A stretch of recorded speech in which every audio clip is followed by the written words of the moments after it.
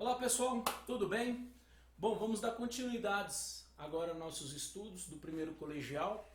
Essa aula serve tanto para o primeiro A quanto o primeiro B, tá? Que nesse assunto nós estávamos juntos, caminhando todo mundo igualzinho, tá legal? Então, o jeito que eu arrumei aqui para desenvolver com vocês vai ficar nessas aulas filmadas. Eu vou filmar elas e se vocês tiverem dúvida durante o período de aula, vocês podem mandar os seus e-mails e aí eu vou respondendo conforme vai surgindo a necessidade, tá legal? Bom, vou postar esses vídeos num canal antigo que eu tinha, que eu fazia as aulas de química, né, que eu postava lá resoluções de exercícios. Ele está lá parado faz muito tempo, então eu vou colocar esses vídeos lá, então você volta, assiste quantas vezes vocês quiserem, tudo bem? Eu deixo o link tudo lá no e-mail, mas aí vocês procuram no canal, falou? Bom, eu havia parado aqui, capítulo 5, livro 2, página 2 do primeiro colegial, falou? Átomo da mecânica quântica. Eu já comecei esse capítulo 5 e fiz a distribuição de Linus Pauling, certo? Não vamos fazer a parte da distribuição de Linus Pauling hoje. Hoje a gente vai mergulhar na parte do modelo atômico atual, que é o modelo atômico quântico, tá? Vai surgir novos personagens, outras ideias, e a gente vai discutir ao longo desse vídeo. Para não ficar muito extenso, eu vou cortar ele, vou fazer algumas partes, mas até onde eu conseguir desenvolver, fica sendo a aula de hoje, tudo bem? Então vem contigo, vamos lá. Princípio da incerteza de Heisenberg, ou Heisenberg.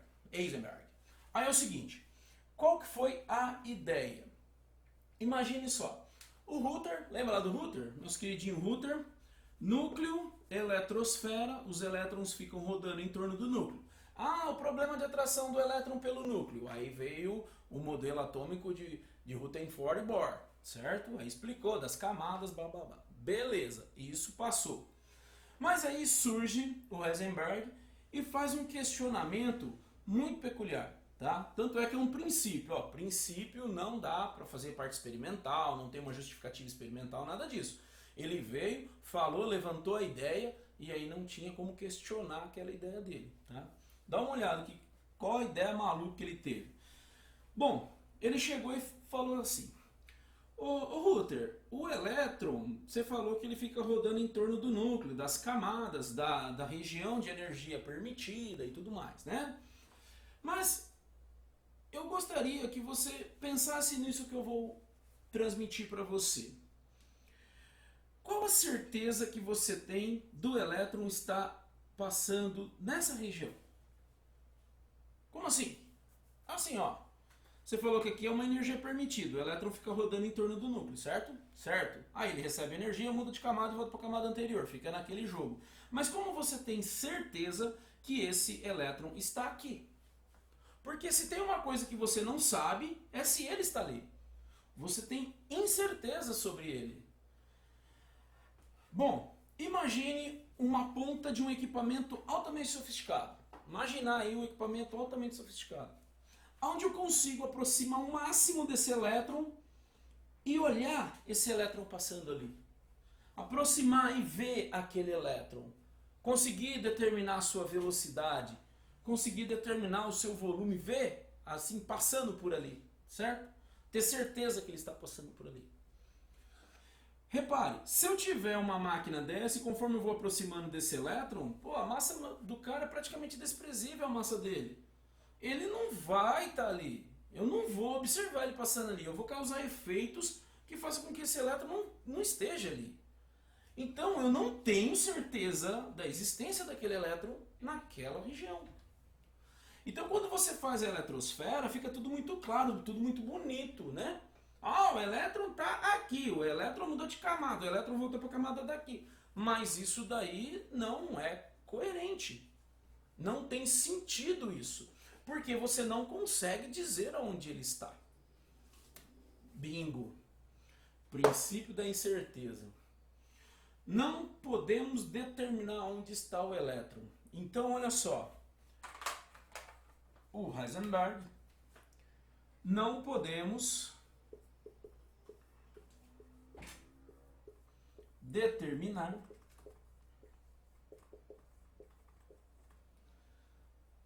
onde o elétron está.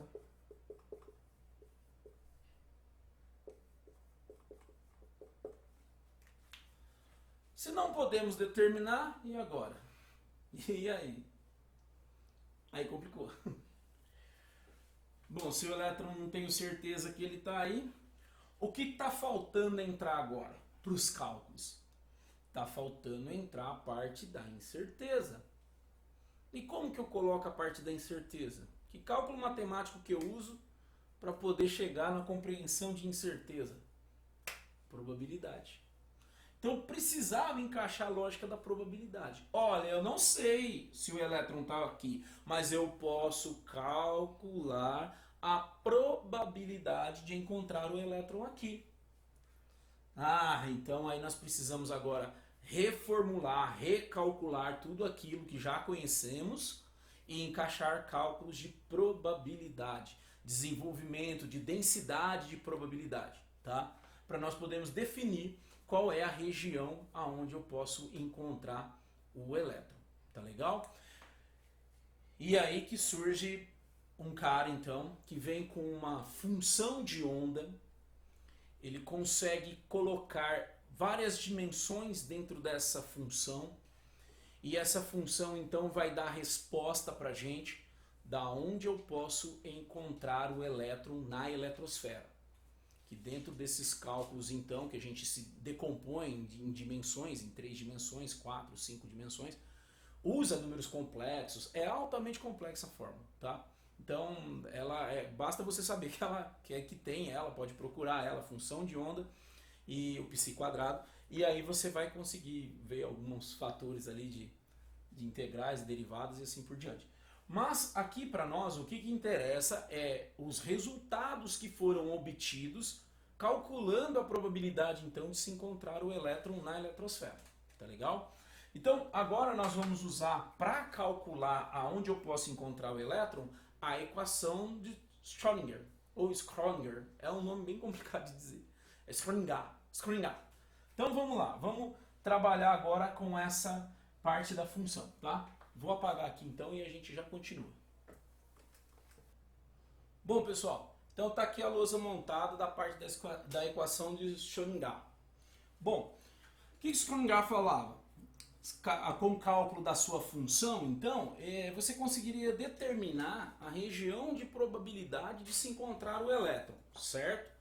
Então ficou assim, calculado para um elétron apenas, só para um elétron. O subnível S e para o subnível P. Ó, o D e o F não dá para desenhar, beleza? Que aí mexe com mais dimensões, aí eu tô fora. Não dá para desenhar, não consigo. Eu consigo o S e o P. Mas aqui para o ensino médio já é mais que suficiente para a gente poder desenvolver tudo isso daí, tá? Conhecer, compreender o que está acontecendo. Então ele usou a sua função de onda para o subnível S. E para o subnível S, então, ele determinou e conseguiu encontrar uma região esférica. É esférico, tá? Então, essa região é esférica, que seria, então, o cálculo baseado na sua função de onda. O que eu quero dizer que ele é esférico é o seguinte, ali, na verdade, é um desenho onde eu simbolizo a região de eu poder encontrar o elétron. O elétron está aqui? Aqui, o elétron está aqui? Olha, pelos cálculos no subnível S, ele tem uma probabilidade muito pequena de estar aí. Sacou o lance? O elétron está aqui? Olha, ele tem uma grande probabilidade de estar nessa região. Ele está aqui? Tem uma alta probabilidade de estar nessa região. Está no centro? Não. Probabilidade de estar no centro é quase zero. Zero. Núcleo? Não. Não está. Então, essa região é a região de probabilidade de se encontrar o elétron. Beleza? No subnível P? No subnível P, então, os cálculos da função de onda nos leva a essas regiões.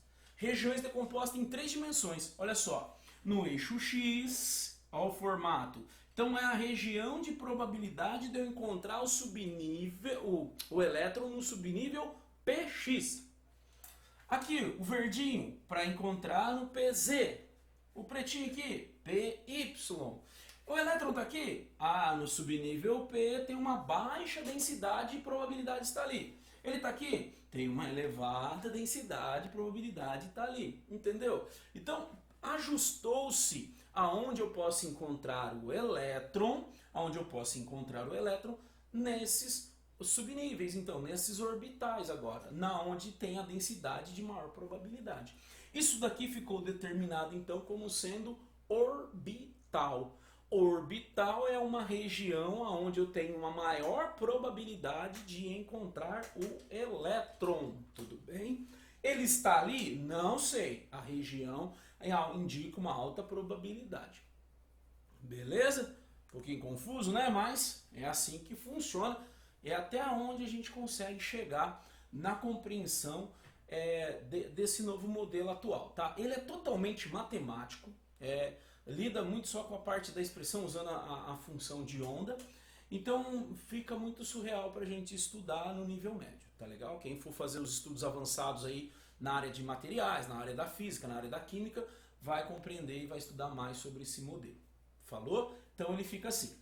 Agora nós vamos fazer o seguinte. Ô Jorge, vou ter que ficar desenhando? Não, depende, só se ele pedir o desenho de formação desses orbitais e tudo mais. Não, geralmente nós vamos trabalhar de uma outra forma, tá? E qual que é essa forma? Então é a representação desses desenhos. Nós vamos fazer através de orbitais, tá? Então nós vamos trabalhar a parte de orbital. Marca aí, ó. Orbital. Esse orbital, então, é a representação desses desenhos, da região de maior probabilidade de encontrar o elétron. Falou? Mas o que é esse orbital? Como que eu vou fazer? Você vai fazer assim, ó. Você vai fazer uma caixinha. Um quadradinho. Olha só que bacana. O subnível S, esférico, beleza? Nós vamos fazer uma caixinha. Pronto. Essa caixinha, então, representa o subnível S. Beleza. E o P?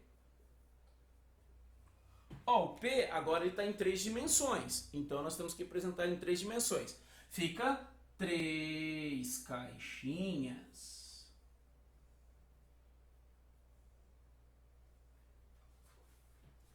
Ó que bacana. Aqui está o PX, aqui está o PY e aqui está o PZ. Suave na nave? Agora vai. SP e o D. O D, 5.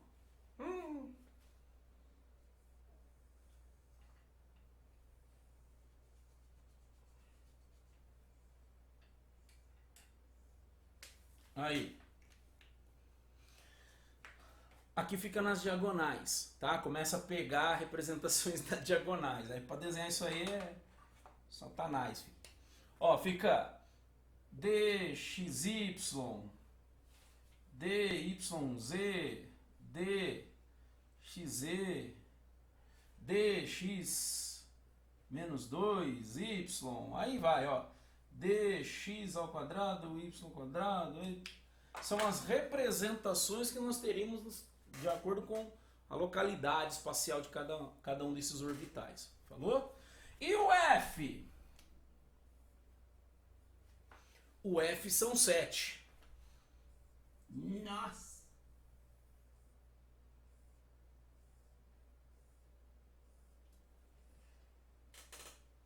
Aí. Nem vou me atrever a colocar nada ali. Aqui só PX, PY, PZ já está de bom tamanho, não precisa ir tão longe. Então, no lugar da gente ficar desenhando, nós vamos fazer a parte de orbitaizinhos, fazer a representação por caixinhas. E aí fica muito mais fácil a gente poder trabalhar com isso tudo, tá? Outra coisa, e o elétron? Como que a gente vai representar o elétron agora? Porque não se esqueça, essa caixinha então é a região de maior probabilidade de encontrar o elétron. Como que eu vou desenhar o elétron? Com a bolinha? Igual fazia o Bohr lá? Não. Vai ter que me representar de uma forma melhor, né? Estamos falando de uma coisa muito mais complexa agora. Então é o seguinte, os elétrons agora nós vamos representar por setas. Olha que bacana. Tem a setinha para cima, tem a setinha para baixo.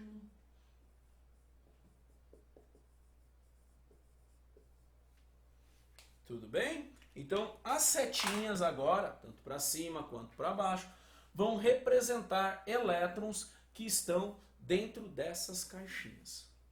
Beleza? Então, vamos dar continuidade daqui desse ponto. Vou apagar a luz e a gente continua falando agora da parte da representação de como que eu vou colocar esses elétrons aí dentro. Beleza? Vou apagar a luz aqui e nós já volta. Bom, pessoal, então agora nós vamos preencher as caixinhas, tá? É conhecido como regra de Hund. O que é a regra do Hund? Você tem que colocar os elétrons nesses orbitais de maneira que o orbital fica totalmente preenchido, tá? Para ter a existência desses orbitais, precisa ter o elétron ali dentro, tá? Então precisamos colocar esses elétrons. Mas quanto cabe dentro de cada orbital desse, cada região de probabilidade?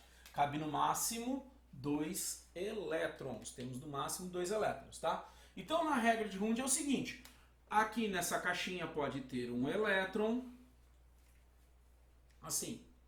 Nessa caixinha aqui pode ter 3 elétrons. Aí. Posso ter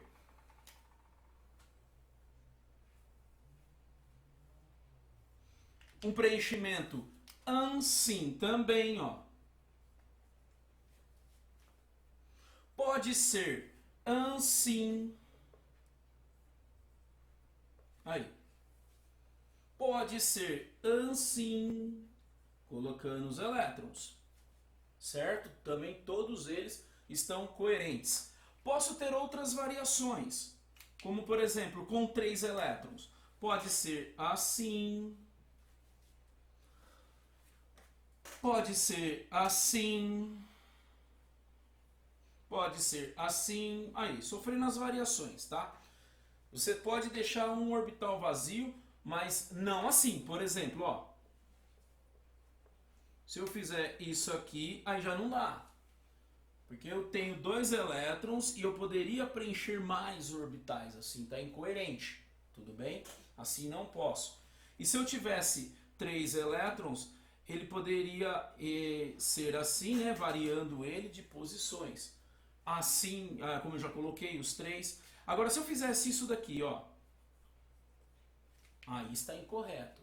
Aí isso aqui não pode, ó. Tá errado. Ele teria que ter o elétron aqui. Tá? Então a regra de Hund mostra isso, que a gente tem que colocar os elétrons nesses orbitais, então, de uma forma que tente preencher todos os possíveis. Todos os possíveis. Mas não posso deixar emparelhado elétrons e caixinhas vazias. Assim não pode ficar, tá? Assim não pode existir.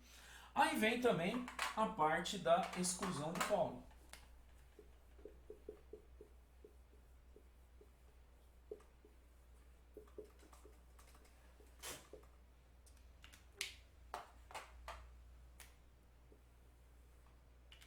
Bom, qual que é a da exclusão do Pauling? É o seguinte, o elétron ele pode ser assim, que nós definimos geralmente, tá? Não tem uma regra definida que ele tem que ser dessa forma, mas assim ele teria o sentido, então, anti-horário. Os livros adotam, a maioria dos livros adotam ele no sentido anti-horário. E assim, no sentido horário. Aqui vai ter valores, depois nós vamos falar de números quânticos, né? Esse cara aqui vale mais meio e esse cara menos meio, por exemplo. Mas, agora é desnecessário. O que diz a exclusão de Pauling? A exclusão de Pauling é o seguinte, ó. Dentro do mesmo orbital, não pode haver elétrons que tenham o mesmo sentido de rotação. Porque essa rotação, definida como sendo spin, que é a rotação do elétron em torno do seu próprio eixo, ou ele está rodando no sentido anti-horário ou no sentido horário, eles não podem ser colocados no orbital de mesmo sentido. Então eles têm que ser em sentidos contrários. Assim, tá? Assim, ó, não pode, meu jovem.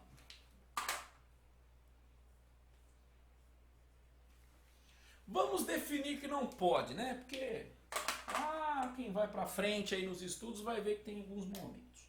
Não. Assim. Beleza? É dessa forma que nós vamos colocar os elétrons então. Então agora eu vou mostrar para vocês um exemplo de como fica a representação desses elétrons usando essa parte da regra de Hund, colocando ele num formato na regra de Hund e na exclusão de Pauli, tá? Então vem comigo, olha só. Vamos fazer a distribuição eletrônica do bromo. Vou fazer a distribuição em subníveis e depois nós vamos fazer a distribuição em orbitais, tá? Então primeiro em subníveis. Dá uma olhada. São 35 elétrons. Ele está no estado fundamental, então são 35 elétrons. Fica assim. 1s2, 2s2, 2p6, tem 10. 3s2, 3p6, 4s2, vira 20. 3d10, 30. 4p5 e fechou. Certo? Representação da distribuição em subníveis. Como que fica na distribuição em orbitais? Fácil, fácil, ó, mas meio xaropinho, você tem que ficar desenhando, ó. Orbital S, você desenha todos os orbitais S.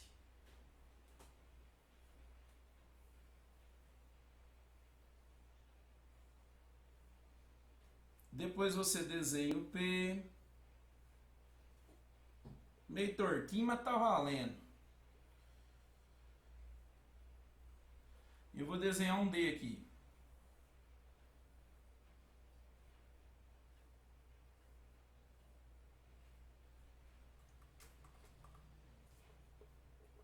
Aí. Subnível 1S, 2S, 3S, 4S, 2P, 3P, 4P e o 3D. Belezinha? Olha como é que fica. Ó, agora presta bem atenção. Usando então a exclusão de Pauli e também usando a representação de Hund, tá? Como é que fica?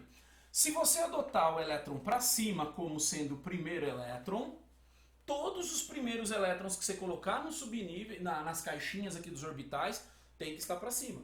Se você adotar ele para baixo, todos os primeiros elétrons que entrar no orbital tem que estar para baixo. O primeiro elétron tem que estar para baixo, tá? Então fica assim, ó. Vamos adotar para riba, para cima. Então fica assim, um para cima, aí agora vai lá, ó, exclusão de Pauli. O outro para baixo, ó. Depois eu fui para onde? 2s2, fica um para cima, um para baixo, ó. Depois o P, agora olha no P, para seguir a regrinha de Hund, tá? Eu vou colocar um elétron em cada orbital desse. Vai ficar assim, ó, para cima, para cima, para cima. Aí você volta aí preenchendo, ó, para baixo, para baixo, para baixo. Ah, é frescura. Não, não é frescura. Depois eu vou mostrar para vocês localizar os números quânticos. Na hora de descobrir o número quântico aí, é importante essa representação, tá? Depois eu fui para onde? Para o 3s2. Então vai ficar para cima e para baixo. Repare, todos os primeiros orbitais. Ó, eu pego o orbital, o primeiro elétron vai para cima. Sempre assim. Depois, para cima, para cima, para cima, para baixo, para baixo, para baixo. Depois, para cima, para baixo. Agora eu vou para o 3D, ó. Para cima, para cima, para cima, para cima, para cima. Para baixo, para baixo, para baixo, para baixo, para baixo. Agora por último, ó, P5. Para cima, para cima, para cima, 3. Para baixo, 4, para baixo, 5. Aí, essa é a representação, então, na distribuição por orbitais. Beleza? Acho que vocês já até tiveram isso no ano, mas aqui a gente completa na parte final. Olha, pessoal, então a aula de hoje fica nisso daqui, nesse contexto. Dá uma lida aí na apostila, acompanhe, já dá para fazer alguns exercícios, pegue lá e tenta resolver. A nossa próxima aula eu vou falar sobre os 4 números quânticos e aí a gente fecha essa parte. Beleza? Espero que todo mundo esteja bem aí, todo mundo tudo em cima aí.